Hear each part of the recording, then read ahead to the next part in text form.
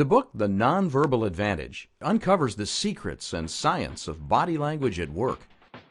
Author Carol Kinsey Goman shows how nonverbal communication can build trust and credibility with customers, colleagues, and clients.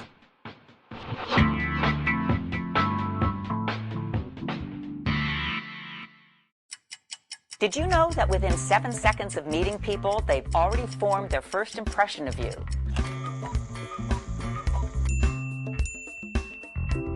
And that 93% of the messages people receive have nothing to do with what you actually say.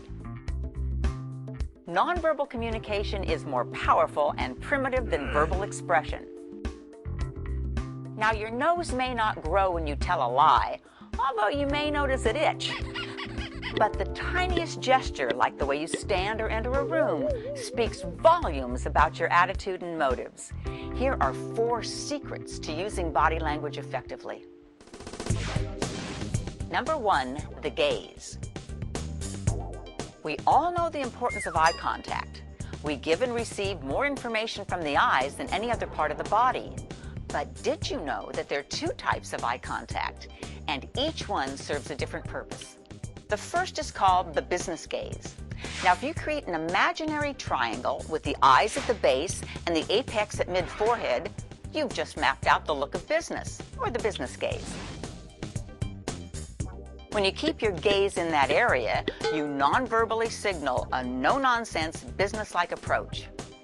But when you invert the triangle and move your focus from the eyes to the mouth, you've just turned your gaze into one more appropriate for social encounters. This is the social gaze, and it is great for meeting someone in a bar. But beware that the social gaze can be misinterpreted as flirtatious, even in a business setting. Knowing about the business gaze, of course, doesn't mean that you should never look in someone's social gaze area. In fact, it can be highly effective to do so, looking up when you want to emphasize important points. But women especially need to be aware that to be taken seriously in business interactions, a business gaze has the most impact. Number 2, the head tilt. What you do with your head can have a profound effect on the message that you're conveying. Head tilting is a signal that someone is interested and involved. It's also a particularly feminine gesture. Head tilts can be very positive cues, but they are subconsciously perceived as signals of submission. In business dealings, especially with men, women should keep their heads straight up in a more neutral position, or at least be aware of the nonverbal message that they're sending when they don't. Number 3, body orientation. The degree to which someone's legs and shoulders face the direction of someone else indicates the level of liking or the status of that person. The more someone's body orientation is towards you, the better chances are that the other person has a positive attitude about you. But orienting your body directly toward another person can also be off-putting.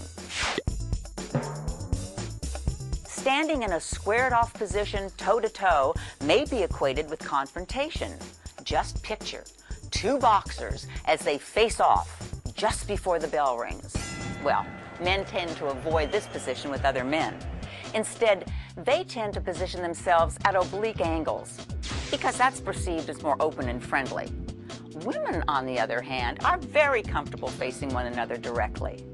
So when approaching a male colleague, whether you're a male or female, do so from the side. But when approaching a female, you can walk right up to her. Number 4, mirroring. When we are talking with someone we like or are interested in, we subconsciously switch our body posture to match that of the other person.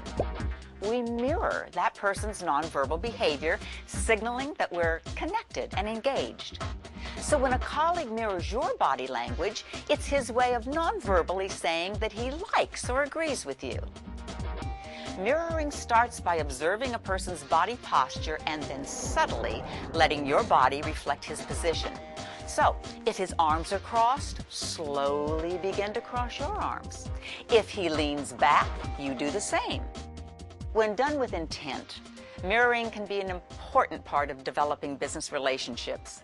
It's an effective way to build rapport. When a person is closed off or resistant, the easiest way to increase her comfort level is to use mirroring.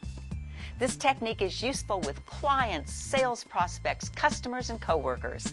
It's a silent signal that you're positively relating to the other person. These are just some of the secrets of effective body language. Understanding the role that it plays in our daily business activities is vital to your success.